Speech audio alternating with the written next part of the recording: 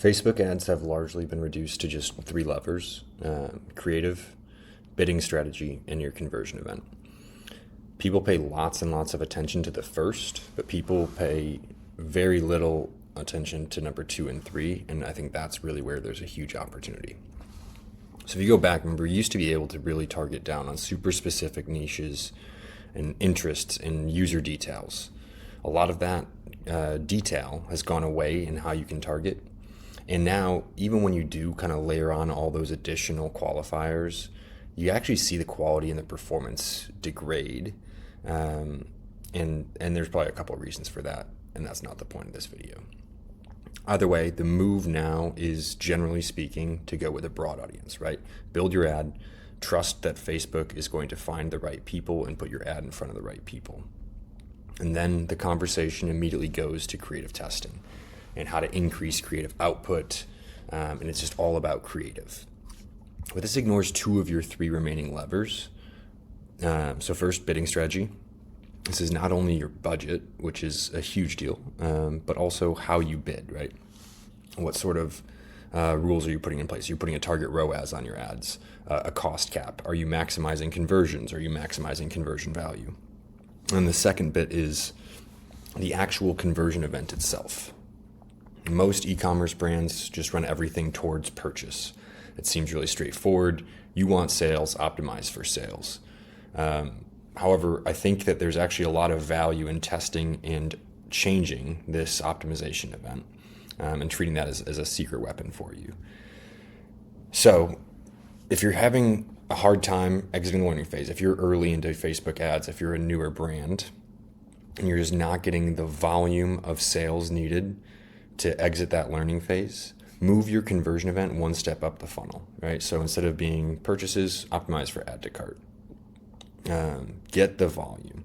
You will absolutely be overpaying and underperforming if you try and force the same event all the time and you're not getting that volume. Facebook can't exit its learning phase. It will be super inefficient.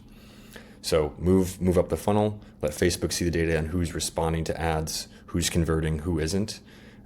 You'll probably see more abandoned carts, but you'll be paying less for each of those add to carts than you would be for a purchase anyways.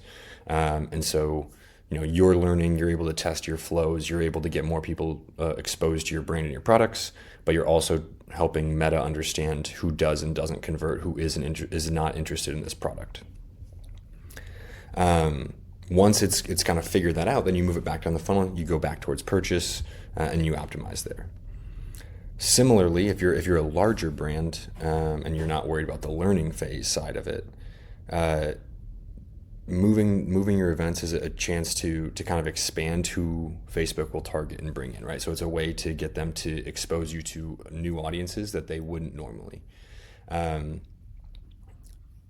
so you can, again, simply move it up to add to cart. They'll find people who are likely to add to cart. Some of them will buy, some of them won't. Either way, you're getting a larger audience because it's not just the people that Meta really thinks are going to buy right away. The other adjustment you can make is whether you want to maximize for event count or event value, right? So if you're optimizing for purchases, you can either tell Meta to optimize for the most sales possible or the highest value of sales possible. And those are very different, right? Like in one world, it could be one sale $100 or 10 sales of $10. Those are both $100. One's 10 conversions, one's 1. And so adjusting that will change who the ad gets shown to, and will change the performance, and that'll have impact on repeat purchase rate, on lifetime value, on all sorts of farther down the line metrics. And this is where you really need to understand your store, your products, your users. Do customers who buy one product behave differently than other customers? Are there certain products that have a higher margin for you? Are there certain products that are correlated to a higher LTV? And so that will change the events you want to optimize for, right?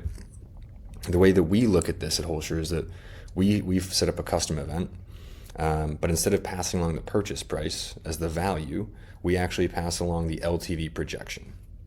So when you run a campaign and optimize for our events, you're telling Meta to to not just find people who will buy now, but find people who will buy now and likely multiple times down the line. So you're increasing future potential revenue, and training it and finding you better customers for the long term.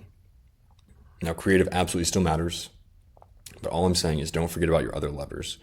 If you have any questions about the idea of value-based bidding, about bidding for lifetime value, or just any of these levers that you have, let me know. Always happy to talk.